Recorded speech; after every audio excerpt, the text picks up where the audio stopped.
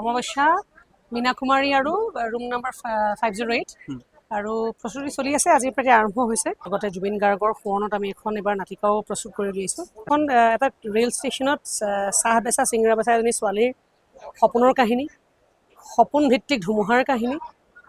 গতিকে মানুহে অলপ পৃথক এটা সোৱাদ পাব চাই। আৰু চৰিত্ৰত বহুত ডাইমেনশ্যন আছে, বহুত শ্বেডছ আছে আচলতে। গতিকে অলপ আগতকৈ কৰা পৃথক এটা চৰিত্ৰ দেখিবলৈ পাম ৰাইজে। মীনা কুমাৰী সেইখনত এবাৰ মোক অলপ ব্যক্তিক্ৰম ৰূপত দেখা পাব। আমাৰো দুখন নাটক আছে মোৰ, মীনা কুমাৰী আৰু অমাৱস্যা।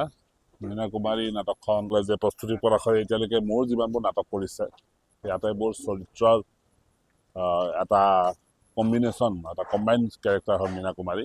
তাৰপিছত অমাৱস্যা নাটকখন এগৰাকী নাৰীৰ অস্তিত্বক লৈ লেখা এখন নাটক।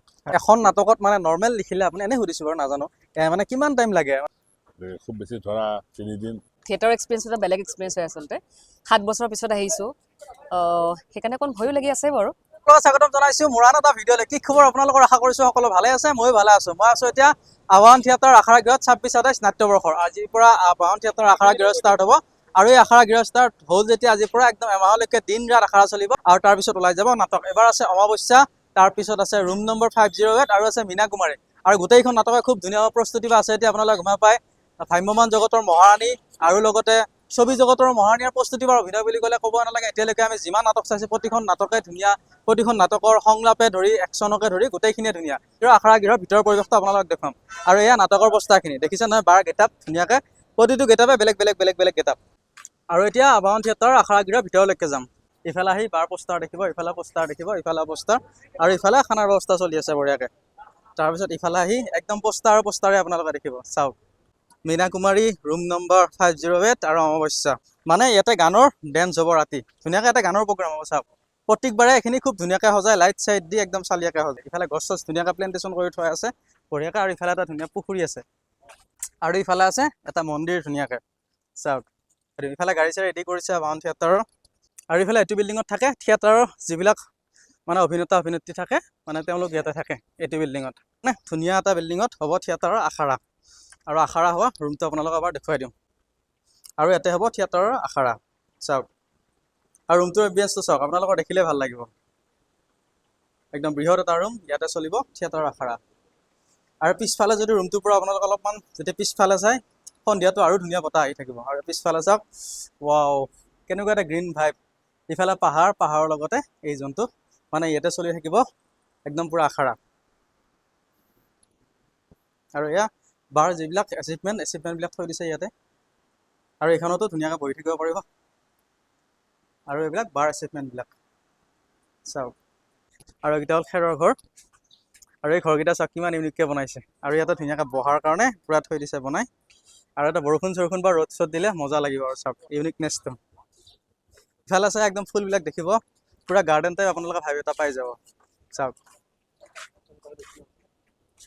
আৰু ইফালেও আছে যিবিলাক পোষ্টাৰবিলাক লগাই থোৱা আছে, পূৰা আপোনালোকে গ্ৰীণ ভাইব এটা পাই যাব চাৰিওফালে।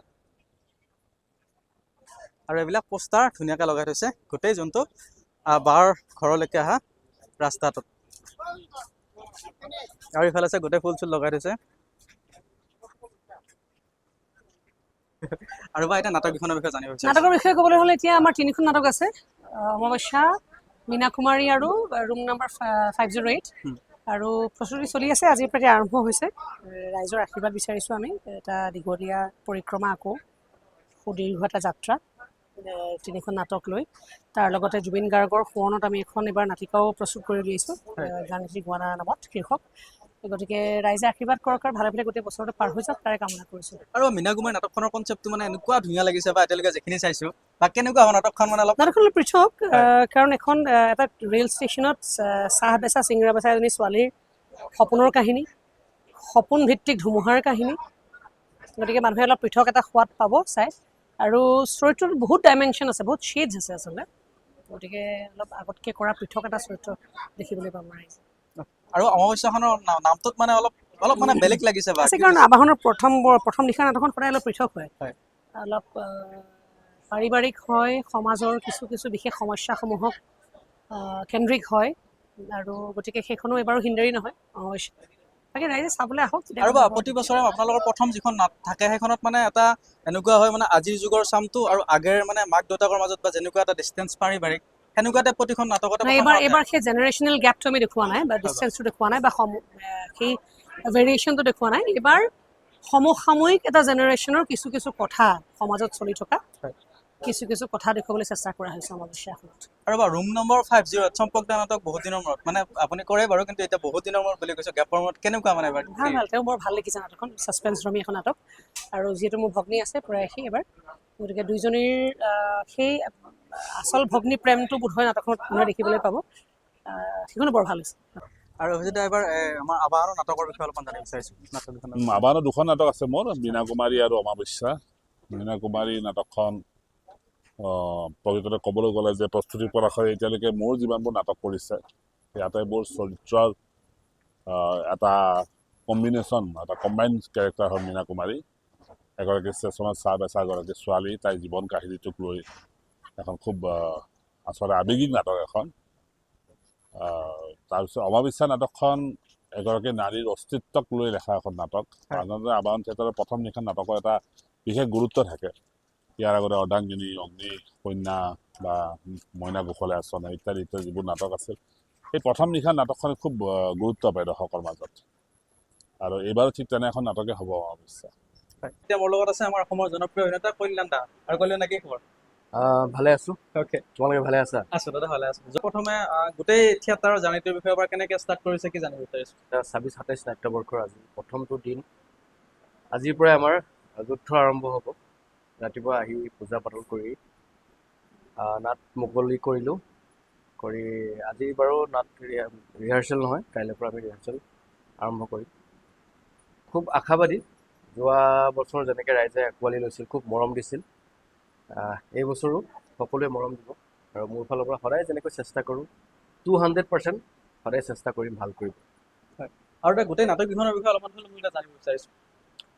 নাটকৰ কাহিনীবোৰ আচলতে এনেই প্ৰম'বোৰ চাইতো চবেই অকণ অনুমান কৰিব পাৰিছে। এখন যিখন আমাৰ গোটেইকেইখনেই মূল নাটক আছে তাৰ ভিতৰতো যিখন মিডিল নাইটৰ নাটক হয় মীনা কুমাৰী, সেইখনত এইবাৰ মোক অলপ ব্যক্তিক্ৰম ৰূপত দেখা পাব ৰাইজে। ইতিমধ্যে যথেষ্ট মেছেজ বা কমেণ্টছ ৰাইজৰ পাই আছে যে এবাৰ অলপ বেলেগ টাইপত দেখা পাব।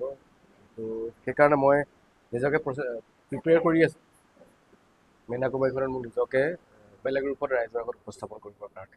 আৰু অমাৱস্যাখনৰ প্ৰম' এতিয়ালৈকে দিয়া নাই, বাকী ৰুম নম্বৰখনতো গম পাইছেই। ৰুম নম্বৰ 50 সেইখন মানে দেখিয়ে মানে প্ৰম'টো দেখি এনেকুৱা লাগে কিউৰিচিটি টাইপ এটা কি বেলেগ এটা কিউৰিচিটি আহি গৈছে কেনেকুৱা হ'ব কি হ'ব। এইখন মানে কেনেকুৱা ধৰণৰ ড্ৰামা এখন হ'ব এনেই সুধিছোঁ। এনেইতো গোটেই মানে হেৰিটো এতিয়া ক'ব নোৱাৰি, যিহেতু আমি আজি কাইলৈৰ পৰা আমাৰ আৰম্ভ হ'বই আখৰা। হ'লে মানে আপোনাৰ অনুমান আৰু আৰম্ভ হ'লে ক'ব পাৰিম গোটেই ভালকৈ। তো মই ভাবোঁ খুব ভাল এখন নাটক। আমাৰ স্বনামধন্য নাট্যকাৰ অভিনেতা চম্পক শৰ্মাদেৱৰ নাটক। ইতিমধ্যে তেওঁৰ লিখনিৰ কথা অসমৰ ৰাইজে জানেই। খুব ভাল এটা কনচেপ্ট, মানে এতিয়া বৰ্তমান সমাজত চলি থকা এটা কাহিনীক লৈ কৰিছে। খুব ভাল হ'ব বুলি ভাবোঁ। ভ্ৰাম্যমান জগতত কিমান বছৰ হ'ল? ভ্ৰাম্যমান জগতৰ একচুৱেলি বছৰ বুলি যদি মই কওঁ এইটো মোৰ 3rd year। হয় আপুনি ফাৰ্ষ্ট ইয়াৰ ক'ত আছিলে? হেঙুলত আছিল বাহাদুৰ আমাৰ প্ৰসেন দা আছিল। যোৱা বৰ্ষত আবাহন থিয়েটাৰৰ লগত চুক্তিবদ্ধ হ'লোঁ। পুনৰবাৰ এই বৰ্ষ আবাহন থিয়েটাৰৰ লগত। আৰু যোৱা বছৰৰ কিছু অভিজ্ঞতাৰ বিষয়ে জানো আপোনাৰ? যোৱা বছৰৰ খুব ভাল অভিজ্ঞতা। ৰাইজে যথেষ্ট মৰম দিছে। যিসকলে নাটক চাইছে তেওঁলোকেতো অনুমান কৰিছে যোৱা বছৰৰ নাটকৰ কথা। খুব ভাল। মই প্ৰথম কথা হ'ল মই বহুত শিকিবলৈ পাৰিছোঁ আচলতে। যদিও আমি ভ্ৰাম্যমান থিয়েটাৰ সম্পূৰ্ণ প্ৰফেশ্যনেল এটা বস্তু, তাৰ ভিতৰতো মানুহক শিকাটো কেতিয়াও শেষ নহয়। তো সেইকাৰণে যদি ইচ্ছা কৰে প্ৰত্যেকটো মুভমেণ্টৰ পৰা শিকিব পাৰি। তো মই তেনে নাটকৰ মহাৰণীৰ লগত অভিনয় কৰিছোঁ। তো প্ৰস্তুতি বা মোৰ কাৰণে এখন অভিনয়ৰ কিতাপ নিচিনা। মই তেওঁলৈ যেতিয়াই চাওঁ, ষ্টেজতে হওক বা ষ্টেজৰ পৰা মোৰ চিন নাথাকিলে মই যেতিয়াই চাওঁ তেওঁৰ পৰা কিবা নহয় কিবা এটা শিকিবলৈ পাওঁ। ভাল অভিজ্ঞতা। ৰাইজে বহুত মৰম দিছে। প্ৰস্তুতি বাৰ লগত যেতিয়া অভিনয় কৰি থকা এখন ষ্টেজ শ্বেয়াৰ কৰি থকা তেতিয়া মানে কেতিয়াবা এইটো মুহূৰ্তত ভয় লাগে নে বোলে বায়ে কিবা কৰে তেনেকৈ এইটো ভুল হ'লে কিবা তেনেকুৱা ফিল হয় নে কেতিয়াবা? নাই বা ভেৰি কমফৰ্ট, একদম এটা কমফৰ্ট জোন। মই বাৰ লগত থাকিলে বেছি কমফৰ্টে ফিল কৰোঁ। খুব ভাল। তেওঁ মানুহতো ভুল হয়, ভুল হ'লে খালি শিকাৰ আগ্ৰহটো যদি থাকে শিকিব পাৰে। বায়ে শিকাই দিয়ে এইটো আৰু এনেকৈ কৰিব পাৰি নেকি, এনেকৈ কৰিব পাৰি নেকি, ভালে লাগে। ৰাইজে একেবাৰে মনত ৰখা চৰিত্ৰটো হ'ল কৰ্ণ অন্যাক মহাৰথী। ভাল লাগে অজিত দা, বাকী জানিব বিচাৰিছো এবাৰ নাটকত মানে কেনেকুৱা ধৰণে ব্যস্ত আছে, কি আছে গোটেইখিনি? প্ৰত্যেক বছৰে ব্যস্ত আপুনি? ব্যস্ততা আৰম্ভ হৈছেহে আৰু আজিৰ পৰা হয়। বেছিভাগ নাট্য দলে আৰম্ভ হৈছে আখৰা, গতিকে কাইলৈৰ পৰা আখৰাবোৰ আৰম্ভ হ'ব। মানে আজি এটা আনুষ্ঠানিকতাহে, হয়। গতিকে প্ৰতিটো নাট্য দলৰে যাত্ৰা মানে যাতে এটা জাগত জিলিকা হৈ দৰ্শকৰ মাজলৈকে আহে, এইটোৱে আশা কৰিছো আৰু হয়। চেষ্টাটো সকলোৱে কৰিব, সমানে কৰিব। হয়, যেতিয়া মানে আপুনি নাটক লিখিছিলে, প্ৰথম এনেকুৱা যোনখন নাটক আছে যিখন নাটকৰ পৰা মানে আপুনি গোটেই অসমত আৰু হয়তো আপোনাৰ নামটো চাগে অসমৰ চুকে কোণে জনা হ'ল, মানে টাৰ্ণিং পইণ্ট বুলি ক'ব লাগে অলপ, প্ৰথমখন নাটক কোনখন আছিলে? মোৰ একচুৱেলি প্ৰথমখন নাটকে টাৰ্ণিং পইণ্ট। সমীৰণ বড়ো আহি আছে বুলি যিখন নাটক আছিলে আবাহন থিয়েটাৰত। কিমান চনত আছিলে দাদা এখন? সেইটো 1998 চনত কি থিয়েটাৰত আছিলে? আবাহন থিয়েটাৰত। আবাহন থিয়েটাৰ, হয়। সেইখন মোৰ প্ৰথম নাটক আছিল থিয়েটাৰত, আৰু সেইখন নাটকেই বহুলভাৱে জনপ্ৰিয় হৈছিল, আৰু সেইখনেই টাৰ্ণিং পইণ্ট আছিল। তাৰপিছতে নাটক লেখা কথাটো চিন্তা কৰা গ'ল আৰু এনেকে। হয়। আগতে ভবা নাছিলো আৰু কেতিয়াবা থিয়েটাৰত এনেকে নাটক লিখিম বুলি। হয়। আৰু এটা কথা এটা সুধিছোঁ, আপুনি গোটেই বছৰটোত মানে প্ৰতিখন থিয়েটাৰৰ পৰা আবদাৰ আহে যে আপুনি নাটক দিব লাগিব, আৰু এখন নাটকত মানে নৰ্মেল লিখিলে আপুনি, এনেই সুধিছোঁ বাৰু নাজানো, মানে কিমান টাইম লাগে নৰ্মেল যেতিয়া আপুনি এখন নাটক লিখিব লাগে? সেইটো নাটকখনৰ ওপৰত নিৰ্ভৰ কৰে। এনে আজিকালি বহুত নাটক লেখা হ'লতো এটা অভ্যাসৰ নিচিনা হৈ গৈছে। হয়। খুব বেছি ধৰা 3 দিনৰ ভিতৰত এখন নাটক হৈ যায়, আৰু কেতিয়াবা আকৌ এসপ্তাহো লাগে, কেতিয়াবা এমাহো লাগি যায় কেতিয়াবা নাটক এখনত। এই নাটকখনৰ ওপৰত নিৰ্ভৰ কৰে, নাটকখনৰ বিষয়বস্তু বা নাটকখনক লৈ মই নিজে কিমান বেছি স্পষ্ট। মই যদি স্পষ্ট থাকোঁ তেতিয়াহ'লে নাটকখন সোনকালে লেখা হৈ যায়, কিন্তু মোৰ যদি অলপ কনফিউজন থাকে নাটকৰ কাহিনী বা চৰিত্ৰক লৈ, তেতিয়া নাটকখন শেষ হৈ উঠোতে অলপ সময় লয়। আৰু এটা কথা এটা সুধিছোঁ, মানে আপুনি যেতিয়া আগতে আছিলে বা আপুনি আপুনি সাংবাদিক বৃত্তিৰ লগত হয়তো জড়িত আছিল বুলি শুনিছোঁ, আৰু এটা আপুনি আগতে ভাবিছিল নে অসমত এনেকুৱা এটা পৰিৱেশ হ'ব য'ত অভিজিত ভট্টাচাৰ্যৰ নাটক এখন নহ'লে আমি হয়তো ভ্ৰাম্যমাণ জগতত কল্পনা কৰিব নোৱাৰিম এখন থিয়েটাৰ বা ভবা নাছিলোঁ সেইবোৰ কথা, কাৰণ তেতিয়া সাংবাদিকতাৰ লগত আমি 20 বছৰ জড়িত আছিলোঁ, আৰু 20 বছৰ সাংবাদিকতা কৰি থকাৰ মাজতে খুব আচলতে ক'ব গ'লে নাটকীয়ভাৱে ভ্ৰাম্যমাণৰ নাটক লিখিব লগা হ'ল। মানে প্ৰথম লেখাটো মানে কেনেকৈ কি হ'ল দাদা অলপমান জানিব বিচাৰিছোঁ। প্ৰথম আচলতে কি হ'ল, কৃষ্ণৰায় আবাহন থিয়েটাৰৰ প্ৰযোজক কৃষ্ণৰায় তেওঁ মোক ক'লে, তেওঁৰ লগত মোৰ ভাল আগৰ পৰাই, তেওঁ ক'লে যে মনোজ কুমাৰ গোস্বামী এটা জনপ্ৰিয় গল্প আছে, সমীৰণ বড়ো আহি আছে, নামটো খুব ভাল, কেচি নাম, গতিকে এই নাটকখন নাট্যৰূপ দিব পাৰি নেকি? তেতিয়া মই MSR নাটক চাটক লিখি থাকোঁ, মোৰ নাটকবিলাক MSR নাট্যগোষ্ঠীত হয়, মই বোলো কৰিব পাৰি, কিয় নোৱাৰি। এতিয়া তুমি লেখাচোন, এনেকৈ তুমিয়ে লেখাচোন বুলি যে ক'লে, তাৰপিছতে লেখা আৰম্ভ হ'ল, তাৰ পৰাই প্ৰক্ৰিয়াটো আৰম্ভ হৈ গ'ল। তেতিয়া কিন্তু ভবা নাছিলোঁ, এইটো এটা মানে আমি এই হিচাপে দেখিলোঁ আৰু যে লিখিব কৈছে গতিকে লিখি দিলোঁ, পাছত যে সেইটো বস্তু ইমান বেছি ধাৰাবাহিক হ'বতো ভবা নাছিলোঁ তেতিয়া।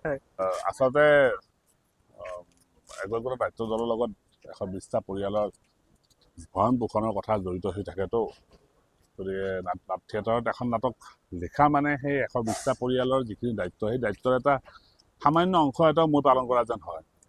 গতিকে সেই দায়িত্ববোধটো এতিয়ালৈকে জীয়াই আছে কাৰণে বিৰক্তি ভাৱটো আজিলৈকে জন্মা নাই।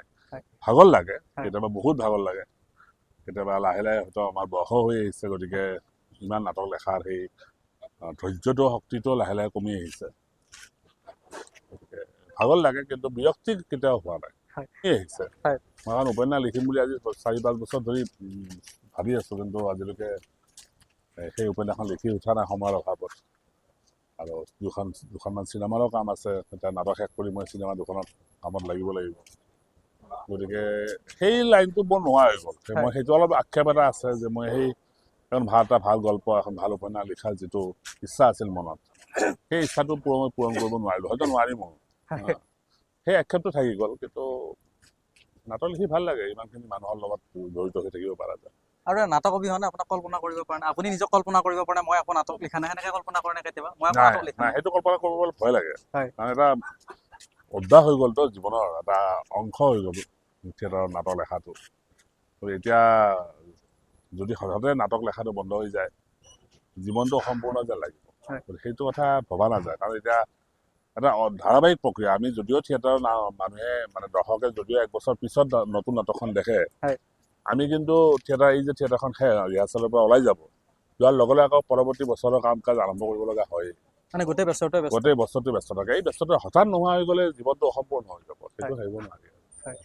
আৰু এটা সুধিছোঁ, আপোনাৰ ঘৰটো ক'ত আৰু আপোনাৰ ফেমিলিৰ বিষয়ে অলপমান জানিব বিচাৰিছোঁ। মোৰ ঘৰ এনে একদম মোৰ পিতৃগৃহ বুলি ক'লে আচলতে টিহু মাখিবাহা, আৰু মই কিন্তু জন্ম গুৱাহাটীতে, গতিকে গুৱাহাটীৰ মালিগাঁৱত মই থাকোঁ। আৰু মোৰ পত্নী পাজুৰিছ কলেজৰ অধ্যাপিকা, জ্যেষ্ঠ অধ্যাপিকা, আৰু মোৰ দুগৰাকী কন্যা, দুগৰাকী পঢ়ি আছে অধ্যয়ন। পিছে হয়তো নিজৰ কথা চিন্তা নকৰি কেতিয়াবা আপুনি নাটক লিখিছে মানে ৰাইজৰ কাৰণে। সেইটোতো হয় আৰু কেতিয়াবা ভাৱ হয় যে মই দেহাই দি পঢ়া নাই, কিন্তু নোৱাৰিলেওতো লিখিবই লাগিব ন। হয়। 120টা পৰিয়ালৰ কথা জড়িত আছে, এটা অনুষ্ঠানৰ প্ৰশ্ন জড়িত হৈ আছে। আজিকালি ভাগৰ লগা হৈছে অলপ লাহে লাহে। ইমান নাটক লিখাটো ভবাটো বৰ সহজ নহয়, কিন্তু চলিতো আছে না, যেতিয়ালৈকে পাৰিম তেতিয়ালৈকে লিখি যাবই লাগিব। আৰু এটা সুধি ভাবিছোঁ, আপুনি এনেকুৱা এখন নাটকৰ বিষয়ে কওকচোন, মানে যিখন নাটক লিখি থাকোঁতে আপুনিও হয়তো আপোনাৰ এনেকুৱা হৈছে আৱেগিক হৈ গৈছে, চকু পানী মানে এনেকুৱা হৈ গৈছে এখন নাটকত মানে আপুনি সোমাই গৈছে, তেনেকুৱা এখন নাটকৰ বিষয়ে জানিব বিচাৰিছোঁ। মই আচলতে নাটকত এনেকৈ সোমাই নাযাওঁ। মই নাটক লিখাৰ প্ৰক্ৰিয়াটো মই অলপমান বেলেগ। মই খুব এটা টেকনিকেল প্ৰক্ৰিয়াটো ভ্ৰাম্যমানৰ নাটক লিখাটো এটা খুব কাৰিকৰী বিষয় এটা। দুখন ষ্টেজৰ লগত সমানে মিলাই লিখিব লাগিব। গতিকে সেইটো এটা খুব কাৰিকৰী বিষয়বস্তু এটা। গতিকে সেইটো এটা খুব তৎক্ষণাত মানে আৱেগিক হোৱা নাযায়। আৱেগিক হ'লে নাটকখন লেখা হৈ নুঠে। গতিকে সেইটাকে মিলাইহে লেখা যায়। আৰু মই মোৰ নাটকবিলাক সাধাৰণতে মই নাচাওঁ কেতিয়াও, মঞ্চত হ'লেও মই নাচাওঁ। চাওঁ কেতিয়াবা দুই এটা দৃশ্য যদি কিবা অলপ দিগদাৰ আছে সেইখিনি চাই লওঁ, কিন্তু চকীত বহি মই মোৰ নিজৰ নাটক আজিলৈকে চোৱাৰ মোৰ অভিজ্ঞতা হোৱা নাই। সেই নাটকখনৰ বহুত ভুল ভ্ৰান্তি মানে চকুত পৰে। মনটো বেয়া লাগে যে মই এইখন নাটক হয়তো আৰু বেছি ভালকৈ লিখিব পাৰিলোহেঁতেন। গতিকে লেখতে হওক বা নাটকখন মঞ্চত কৰোঁতেই হওক, সেই আৱেগটো পৰাপক্ষত মই আঁতৰাই থৈ দিওঁ। কাৰণ আৱেগিক হ'লে বহুত সময়ত অলপ বিপদগামী হোৱাৰ এটা সম্ভাৱনা থাকে। আৰু এটা সুধিছোঁ, মানে এখন নাটক ইফালে থাকিলে ধৰা হ'ল আপোনাৰ এখন ইয়াতে থাকিলে আৰু এখন থাকিলে পাঠশালাত নাটক, মানে কেনেকৈ টাইমটো মেনেজ কৰে? মই সেইটো জানিব মেনেজ কৰিলে প্ৰযোজকৰ লগত বুজাবুজি কৰি লোৱা যায়, তেওঁলোকৰ লগত কথা পাতি লোৱা যায়। আগবেলা যদি মই ইয়াতে কৰোঁ, এতিয়া কাইলৈৰ পৰা মই 2খন থিয়েটাৰৰ ৰিহাৰ্চেল চলাব লাগিব। এখন বৰদৈচিলাৰ, এখন সূৰ্য। গতিকে বৰদৈচিলাৰ আগবেলা কৰিম, সূৰ্যত পিছবেলা কৰিম, সেনেকৈ মিলাই লৈছোঁ। মিলাই লোৱা যায়। কিন্তু প্ৰযোজকসকলৰ বুজাবুজি থাকে। চবেতো এটা কামেই কৰি আছে। আৰু এটা কথা এটা সুধিব বিচাৰিছোঁ, বহুতে কয় মানে থিয়েটাৰ জগতত বৰ্তমান অজয় ফুকন দা যিটো মানে আজি পৰ্যায় পাইছে, সেইটো মানে অভিজিত দাৰ বহুত মানে এইখিনি অৰিহণা আছে। থিয়েটাৰ মিউজিক ইণ্ডাষ্ট্ৰীত আজি অজয় দা যেনেকুৱা ভ্ৰাম্যমানত জনপ্ৰিয় হৈছে, সেই বিষয়টো অকণমান জানিব বিচাৰিছোঁ অজয় দাৰ বিষয়ে। কেনেকৈ মানে অজয় দাক লগ পাইছিল? আচলতে এইটো এটা টিম ৱৰ্ক, জানানে? এইটো এটা সকলোৱে মিলি জুলি কৰা এটা কাম। এতিয়া মোক গীতিকাৰ, মই আজি মোটামুটি 200-250 গীত লিখিছোঁ। সেই গীতবিলাকতো অজয়ৰ কাৰণে লিখিব লগা হৈছে, অজয়ৰ হেঁচাতে লিখিব লগা হৈছে। গতিকে মই যদি গীতিকাৰ হিচাপে মোৰ যদি কিবা এটা চিনাকি গঢ়ি উঠিছে, সেই চিনাকিটোৰ কাৰণ কিন্তু অজয়। গতিকে আচলতে কথাবিলাক হ'ল সকলোৱে মিলি জুলি এটা থিয়েটাৰত কাম কৰে। আবাহনত প্ৰস্তুতি পৰাশৰ আছে, ঠিকে আছে, কিন্তু প্ৰস্তুতি অকলে একো কৰিব নোৱাৰে যদি বাকী মানুহখিনি সহযোগ নাথাকে। সকলোৱে মিলি জুলিহে এটা কাম কৰা যায় থিয়েটাৰ। গতিকে সেইটো এটা টিম ৱৰ্ক, আৰু সেই টিম ৱৰ্কটো সদায় থকাটো উচিত। অজয়ে ভাল গান কৰিছে থিয়েটাৰত, বহুত জনপ্ৰিয় গান কৰিছে, ভাল গান কৰিছে। সেই ক্ষেত্ৰত অজয় কিমান কষ্ট কৰিছে মই নিজে দেখিছোঁ। কিমান ৰাতি টোপনি ক্ষতি কৰিছে, কেতিয়াবা ষ্টুডিঅ'তে শুই থাকিব লগা হয়। গতিকে সেই কষ্টটোতো মানুহে দেখা নাই। সেইকাৰণে তাৰ ক্ৰেডিটটো তৎক্ষণ বেলেগক দি দিবৰ কাৰণে এটা চেষ্টা এটা চলে। কিন্তু মই এইটো কথা বেয়া পাওঁ। আচলতে যাৰ যিখিনি প্ৰতিভা, যাৰ যিখিনি কৃতিত্ব, সেইখিনি তেওঁলোকৰ প্ৰাপ্য।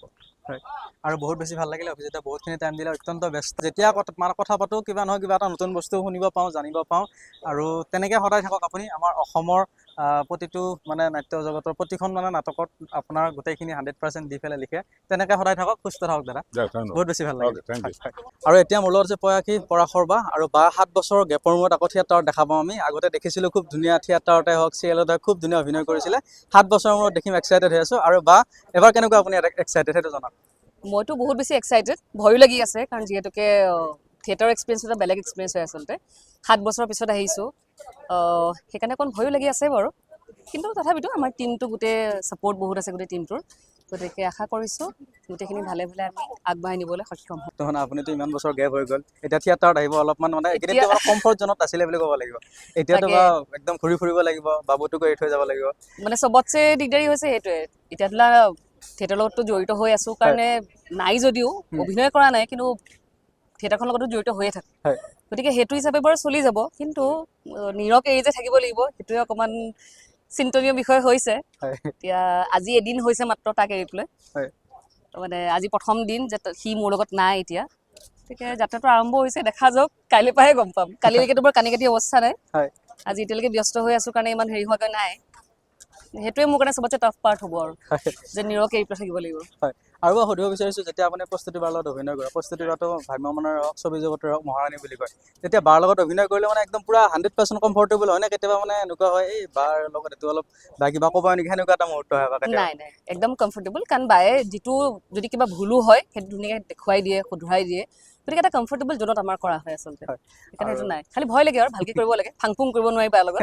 গতিকে একদম পুৰা বায়ে যিহেতুকে চবতে 100% ডেডিকেশ্যন দি পেলাই কৰে, গতিকে সন্মুখৰ অভিনেতা অভিনেত্ৰীসকলেও এই 100% দিবই লাগে।